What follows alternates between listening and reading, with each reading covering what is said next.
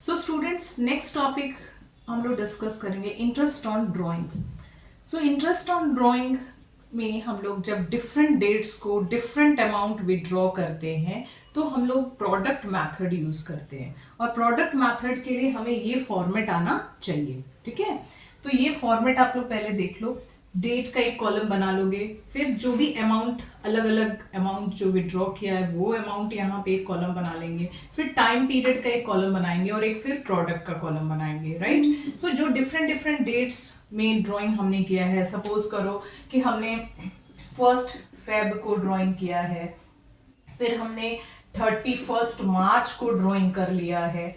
Right, और amount suppose करो 5000 किया है, 3000 किया है, इस तरीके से जितने भी मंथ्स का दिया होगा वो लिखेंगे। राइट, अब यहाँ पे 1 फरवरी को हमने ड्राइंग किया है and your closing date is suppose 31 March. Right, तो 1 फेब से 31 मार्च तक काउंट करेंगे तो कितना मंथ्स आ रहा है? 1 मंथ आ रहा है, तो 1 लिख देंगे। फिर प्रोडक्ट कैसे निकालोगे? 5000 इंटू 1 करोगे तो 5000 प्रोडक्ट हो गया, मल्टीप्लाई कर दोगे अमाउंट और टाइम पीरियड को। देन सेकेंड मैंने क्या लिया? 31 मार्च लिया। राइट, सो यहाँ पे कितना ड्राइंग है? देखो डिफर कर रहा है ना, ड्राइंग का अमाउंट भी डिफर कर रहा है, डेट भी डिफर कर रहा है। Then you are going to use which method children? Product method. So 5000 था, अब 3000 विड्रॉ किया, 31 मार्च को किया। 31 मार्च से 31 मार्च कितना हो गया? 0 मंथ्स हो गया, टाइम पीरियड क्या हो गया? 0 हो गया। अब इसको 3000 मल्टीप्लाई करोगे 0 से तो ये क्या आ जाएगा? 0, and then total the product. ठीक है, प्रोडक्ट का टोटलिंग कर देंगे तो ये टोटल कितना आ जाएगा? 5000। और फिर उसके बाद इंटरेस्ट ऑन ड्राइंग तब हम जाके कैलकुलेट करेंगे, और ये फॉर्मूला वी विल यूज। क्या है फॉर्मूला आपका? टोटल प्रोडक्ट, जो ये टोटल प्रोडक्ट आएगा वो यहाँ प्लेस करेंगे इनटू रेट ऑफ ड्राइंग। जो भी रेट ऑफ ड्राइंग दिया रहेगा 7%, 8%, 9%, whatever percent is given. ठीक है, whatever rate percent is given that you are going to apply into 1 months का कैलकुलेट करेंगे तो 1/12। तो इस तरीके से हमारा निकल जाएगा interest on drawing according to product method.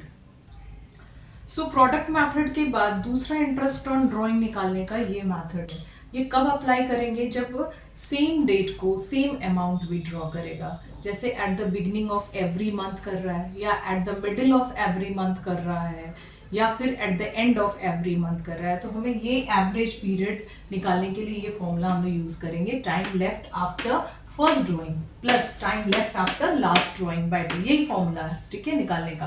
तो time left after first drawing हमने कब किया था? 1 जनवरी को किया, फिर 1 फरवरी को किया, 1 मार्च को। इस तरीके से हर मंथ में हम लोगों ने ड्राइंग किया। तो फर्स्ट ड्राइंग जो हमने किया तो कितना मंथ्स बचा हमारे पास? हमारे पास 12 मंथ्स था, क्योंकि उस मंथ को भी, जनवरी को भी हम लोग कंसीडर करेंगे। राइट, और time left after last drawing suppose करो 31 दिसंबर को हुआ, date is the last month. तो लास्ट मंथ में किया तो 1 दिसंबर को किया, तब भी तो 1 महीना बचा हमारे पास, तो उसको ऐड कर लेंगे और डिवाइडेड बाय 2। तो एवरेज पीरियड हमारा कितना आ जाएगा? 6.5 मंथ्स। ठीक है, सो हमने क्या सीखा यहाँ पे कि जब ड्रॉइंग्स इक्वल अमाउंट कर रहे हैं, सेम डेट को कर रहे हैं, eight the beginning of every month कर रहे हैं, तो interest will be calculated for 6.5 months. Right, दूसरा केस है इसमें, ये इंटरेस्ट ऑन मंथली ड्रॉइंग की मैं बात कर रही हूँ।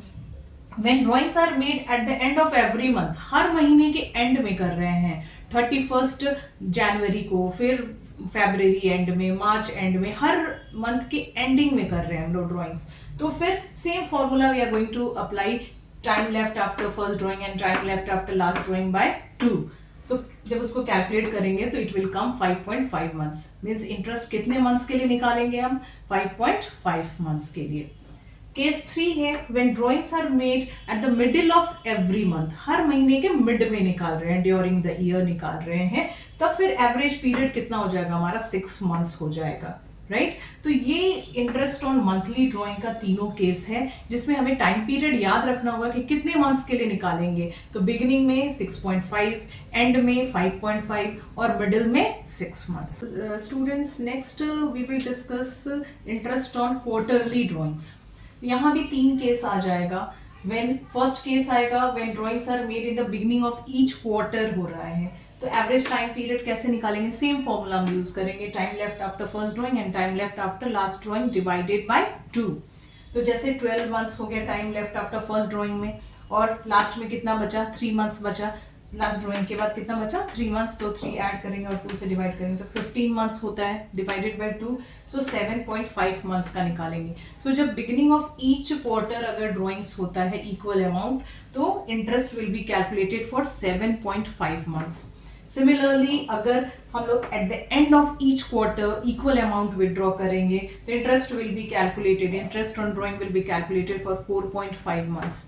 Then at the means during the year हम लोग कर रहे हैं, ठीक है ना, during the middle of each quarter कर रहे हैं ड्राइंग्स, तो average period we will consider 6 months. So interest on drawing हमने सीखा अभी तक कि जब ईयरली करता है तब क्या होगा, फिर क्वार्टरली का हमने सीखा. अब हम लोग टाइम पीरियड लेके चल रहे हैं 6 मंथ्स में, वो बिगिनिंग में, एंड में और ड्यूरिंग द मिडल में विड्रॉ करता है तब क्या होगा. Formula will remain same children. You will calculate the average period using the same formula. In the beginning of each month अगर करता है 6 मंथ्स का टाइम पीरियड हमने लिया हुआ है तो 6 time left after first drawing कितना हो जाएगा 6. हर में means first day of the month कर रहा है ना, और लास्ट ड्राइंग के बाद कितना बचेगा, 1 मंथ टाइम बचेगा.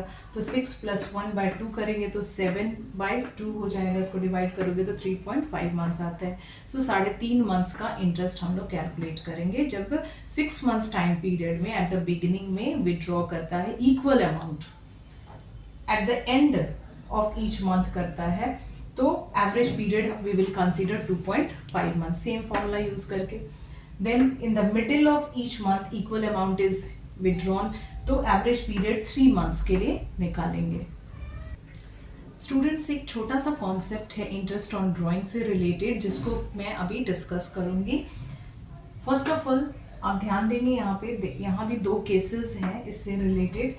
When the rate of interest is given without the word per annum, ठीक है, मीन्स इंटरेस्ट ऑन ड्राइंग का जो रेट ऑफ इंटरेस्ट है वो गिवन है और जो ड्राइंग का 10 रेट जो है 10% सपोज करो है तो 10% पर एनम वर्ड के साथ दिया हो या पर एनम वर्ड के साथ नहीं दिया हुआ. तो यहाँ फर्स्ट केस में मैंने लिया है कि without the word per annum, ठीक है, पीए मतलब पर एनम वर्ड यूज नहीं किया गया है, ठीक है, तब इंटरेस्ट आप कैलकुलेट करेंगे 12 मंथ्स के लिए, right.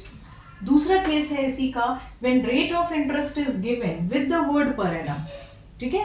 So rate of interest आपका दिया हुआ है सपोज करो 10% with the word per annum, 10% per annum दिया हुआ है, तब आप इंटरेस्ट निकालेंगे 6 मंथ्स के लिए. मीन्स पर एनम अगर नहीं दिया हुआ है तो आप इंटरेस्ट कैलकुलेट करेंगे 12 मंथ्स के लिए, और अगर पर एनम ऐड किया हुआ है इंटरेस्ट रेट के साथ तब आप इंटरेस्ट कैलकुलेट करेंगे 6 मंथ्स के लिए. मीन्स अगर डेट ऑफ ड्राइंग नहीं पता होता है तो हम इंटरेस्ट कैलकुलेट करते हैं 6 मंथ्स के लिए.